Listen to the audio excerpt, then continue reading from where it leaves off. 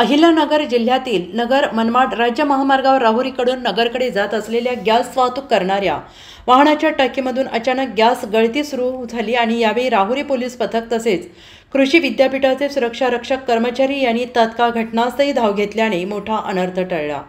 काल दिनांक 25 डिसेंबर 2024 रोजी दुपारी 1:30 वाजण्याच्या दरम्यान गॅस वाहतूक करणारे एक वाहन राहुरीकडून नगरकडे जात होते।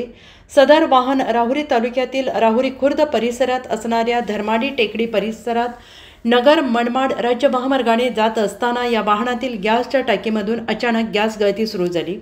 वाहन चालकाच्या लक्षात येतात त्याने ताबडतोब वाहन थांबवून वाहनाच्या खाली उतरून घेतले। शेवटी घटनेची माहिती मिळताच पोलीस निरीक्षक संजय ठेंगे आणि पोलीस कर्मचारी तसेच महात्मा फुले कृषी विद्यापीठातील सुरक्षा अधिकारी गोरक्षनाथ शेटे आणि सुरक्षा रक्षक कर्मचारी DN जाधव, दत्तात्रय रवी काळे, अक्षय येणारे इत्यादी सुरक्षा रक्षकांनी ताबडतोब घटनास्थळी धाव घेतली।